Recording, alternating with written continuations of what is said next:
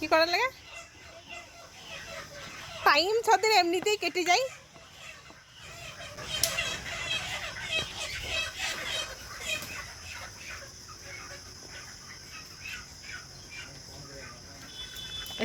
তোমরা ভাবছো আমি নেই, অথচ বর ছেলে কোথায় যাচ্ছে?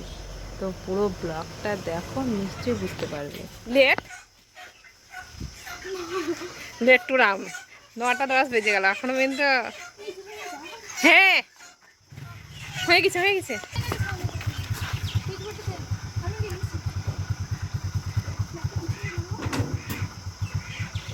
ব্যাগটা তোর বাবাকে দিলি না? হবে না? ও, তুমি এখানে আগাও আগাও আগাও। দাদা একটু আগে যা, ওই আছে তো, ওই পাটা ঢুকতো না। দেখে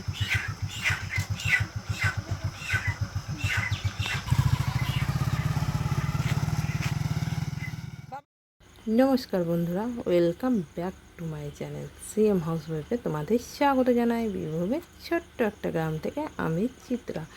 তো আজকে ব্লগটা সকাল সকাল বলতে গেলে 9টা থেকেই শুরু করেছি। তো আজকে ছেলের হচ্ছে যে ড্রয়িংয়ের পরীক্ষা, তো সেই জন্য ওর বাবা ওকে নিয়ে যাচ্ছে। দেখতেই পেলে, তোমাদের সঙ্গে পুরোটাই শেয়ার করলাম। তো আমাদের বাড়ির 3টে ছেলেই আর কি আঁকা শেখে। তো 3জনেরই পরীক্ষা। তো আমার একটা যা আর কি ওর মেয়েকে নিয়ে যাচ্ছে। তো আমি বললাম, তো আমি যাব না, তুমি যাবে? তো ও বললো ঠিক আছে আমি যাচ্ছি। তো ও নিয়ে যাচ্ছে, তো তার সঙ্গে আমার একটা যার মেয়েও যাচ্ছে। তো তারপরে আমি ওদিকে পাঠিয়ে দেওয়ার পর আমি এদিকে রান্না বসিয়ে দিয়েছি। তো তোমরা তো দেখতেই পাচ্ছ আমি রান্না করছি। আর এদিকে দেখো রান্নাতে আমি এখানে আর কি খেরো আর একটু ইঁচড় আর ঝিঙে দিয়ে আজকে একটা সবজি বানাবো। তো এই সবজিটা মার আর বাবার পছন্দ, আমারও খেরো খুব একটা পছন্দ নেই, তাও আর কি সকলে খায়, তো সেজন্য আর কি খেতে হয়। তো একটু নুন দিয়ে দিলাম। তো নুন দেওয়া হলে পরেই জলটা কেটে যাবে, তো এতেই সিদ্ধটা হয়ে যাবে। তো একটু মতো হলুদও দিয়ে দিলাম। তো চলো হালকা মতো ঢেকে এটাকে আগে তেলে দিয়ে কষে নিই। তো এখানে ফোড়ন আর শুকনো লঙ্কা তো আমি আগেই দিয়েছি তেলের ওপরে। তো তারপরে খেরোগুলো তেলে দিয়ে নিচ্ছি। তো সিদ্ধও হয়ে যাবে, তেলে দেওয়া হয়ে যাবে, সব কমপ্লিট হয়ে যাবে। তো তারপরে দেখো এদিকে আমি চলে এসেছি রান্না, সবজি কিছুটা কেটে নেবো। তো মা তো এমনিতে বরাবরই সবজি কেটে দেয়। তো এখন একটু বেশি গরম পড়েছে, তো সেই জন্য মার একটু অসুবিধা হচ্ছে বলে আমি সব কিছু এখন মোটামুটি যতটা পারি করে নিই। তো আমারও অসুবিধা হয়, কিন্তু মার একটু বেশি অসুবিধা হয়।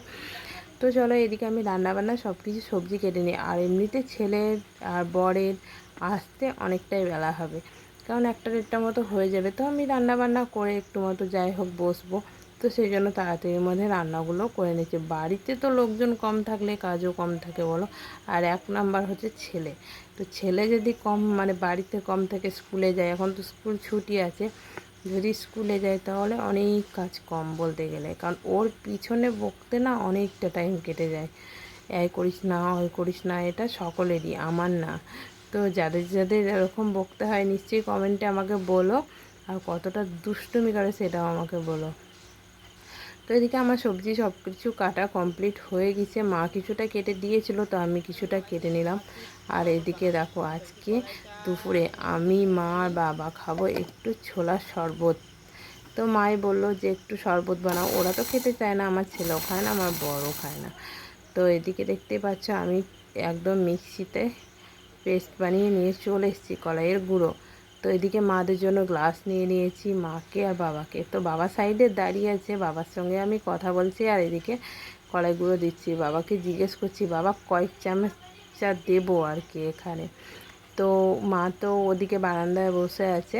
তো বাবা বললো যে দাও, কেন, যতটা লাগবে। তো বাবা ওটাই বললো। আর এদিকে দেখো আমি এখানে গমের ছাতু নিয়েছি, গমের ছাতুর সঙ্গে একটু কলাইয়ের ছাতু মিক্সড করে নিয়েছি। তো আমি এখানে কলাইয়ের ছাতুটা খাবো না, কারণ গমের ছাতু অনেকটাই আছে বাড়িতে। তো ভাবলাম ওটাই খেয়ে নিই, ওটা নষ্ট করব তো কেউ তো খেতে যাচ্ছে না এই গরমে আর কি। তো আমি এমনি যে জিনিসগুলো নষ্ট কিন্তু কমই করি বাড়িতে। তো খাতা পিতা বাচ্চা যা হয় আর কি, নষ্ট করতে একদম মায়া লাগে বলো। নিজের হাতে যে কোনো জিনিস বা নিজের হাতেই হোক আর কেউ দিলেই হোক, নষ্ট করতে কতটা মায়া লাগে সেটা বলো।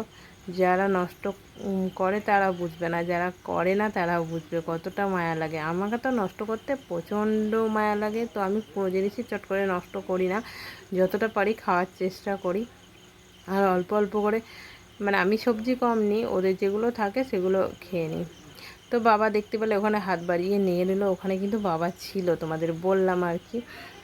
তো এদিকে দেখো তারপরে চলে এসেছি আমি দোকানে। তো দোকানে কিছু মাল আর কি বাইরে আছে, কারণ দোকানে কিছু মাল দিতে আসে, তো তো বাড়িতে দোকানে দিতে আসে, তো সেগুলো আর কি দিতে এসেছিলো, তো সেগুলো বাইরে ছিল। তো বর ফোন করে দিল, তো আমি বাইরে থেকে নিয়ে নিলাম, কারণ ও তো নেই, ও যে মানে বাবুর পরীক্ষা, যে মানে আমার ছেলের আর কি। তো যাই হোক, সে ওখানে গিয়েছে। তো আমি এখানে কিছুটা ভয়েস দিয়েছিলাম। তো কি বলো তো, মানে ফ্যানটা এখন গরমের দিনে সব সময়তেই চলছে, সব জায়গাতেই চলছে, তো কোনো জায়গাতে যে ভয়েস ওভার না দেওয়া থাকা যাচ্ছে না, এতটা অবস্থা খারাপ। আর এতটা গরম পড়েছে যে ফ্যানের তলা ছাড়া একদম কোনো ব্যাপারই নাই যে একটু মতো বাইরে যাব। তা তো সেই জন্যই সব জায়গাতে যে ফ্যানের আওয়াজ, তো কি করব, সেই জন্যই তোমাদেরকে ভয়েস দেওয়ার সত্ত্বেও ভয়েস ওভার দিতে হচ্ছে আমাকে। তো এদিকে দেখো রান্নাবান্না মোটামুটি কমপ্লিট হওয়ার দিকেই চলে এসছে, খেরো। আর এদিকে ইঁচড় যেটা আমি সিদ্ধ করতে দিয়েছিলাম, তো সেটা তো সিদ্ধ হয়ে গেছে। তো তারপরে এখানে ছেলেরাও চলে এসছে, ছেলে বর সকলেই চলে এসছে। আমার রান্নাবান্নাও কমপ্লিট। তো আমি একটু মতো শুয়েছিলাম, কারণ গরমে না একটু মতো রান্নাবান্না করে না শুলে ভালো লাগে না। তো দেখো এদিকে মানে বর নিয়ে এসছে লিচু, কারণ আমার ছেলের এখন প্রচণ্ড পছন্দ হয়েছে লিচু, কারণ এখন লিচুর টাইম, ফার্স্ট টাইম উঠেছে এখন লিচু। আর এদিকে ভরে দিয়েছিলাম জলের বোতল, তো ওটা নিয়ে চলে এসছে। তো সকলে খাওয়া দাওয়া মোটামুটি কমপ্লিট হয়ে গেছে। তো তাও তোমাদেরকে সবজিটা একটু মতো দেখিয়ে নিচ্ছি, কারণ একটু মতো মনে ছিল না। আর আমার ব্লগে প্রতিদিনই সবজি তো তোমাদের সঙ্গে শেয়ার করি। তো চলো আজকের মতো ভিডিওটা খুব একটা বড় করছি না, বা বড় হয়েছে সেটাও জানি না। তো চলো টাটা।